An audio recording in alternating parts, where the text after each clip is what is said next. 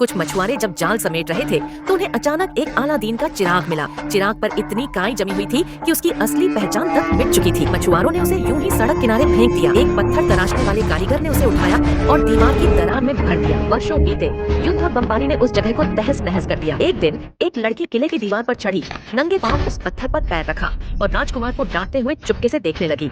तभी वह पत्थर फिसल गया और नीचे गिरकर चकनाचूर हो गया। टूटी हुई चट्टान से सुनहरी चमक निकलने लगी। लड़की ने उसे उठाया और घर ले जाकर उस पर जमी परतों को छैनी से हटाने लगी। गलती से चिराग का मुंह टूट गया और उसमें से लाल धुआं निकलकर एक विशाल काले साए का रूप ले बैठा। लड़की डर के मारे बेहोश हो गई, मगर वह साया उसे पकड़कर बचा लेता है। साया जादू से लड़की को होश में लाता है और बताता है कि वह एक जिन्न है जिसे इस बोतल में बंद कर दिया गया था। किंवदंती थी कि जो भी उसे आजाद करेगा, अगर वह 3 इच्छाएं पूरी करवा ले तो जिन्न को आजादी मिल सकती है। लड़की की पहली ख्वाहिश थी कि वह राजकुमार की रानी बन जाए। जिन्न ने अपने शरीर से जादुई तेल निकालकर उसे दिया और राजकुमार के कान में लड़की का नाम फुसफुसा दिया। राजकुमार पहली नजर में ही उससे मोहित हो गया और वह रानी बन गई। लेकिन दूसरी रानियों को जलन होने लगी। राजघराने का वारिस बनने की चाह में उसने दूसरी इच्छा मांगी और बोतल को एक गुप्त जगह छिपा दिया। लेकिन राजा को संदेह हो गया कि राजकुमार गद्दी हथियाना चाहता है। उसने उसे युद्ध शिविर में भेज दिया और सैनिकों से उसे गला दबाकर मार डलवाया। फिर उसकी रानियों को भी मौत की सजा दे दी।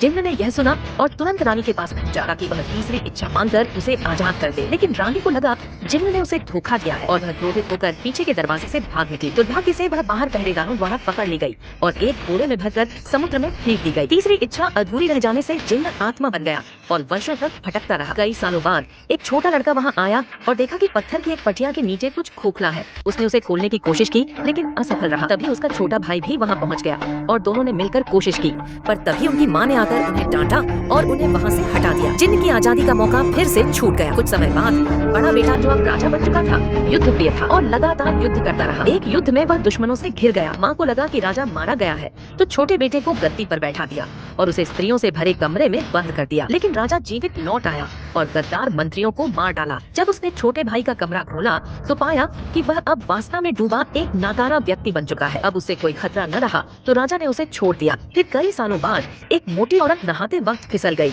और उसी पुराने पत्थर को तोड़ दिया जिससे जिन्न की बोतल फिर से बाहर आ गई। जिन्न ने जल्दी से उसके 3 इच्छाओं को पूरा करने की कोशिश की, मगर वह महिला तो वजन कम करने तक की इच्छा भी नहीं रखती थी और जिन्न से सौदा करने से मना कर दिया। उसने बोतल उठाई और फिर से समुद्र में फेंक दी। फिर बहुत समय बाद एक लड़की ने एक मछली के पेट से उस बोतल को फिर से खोज निकाला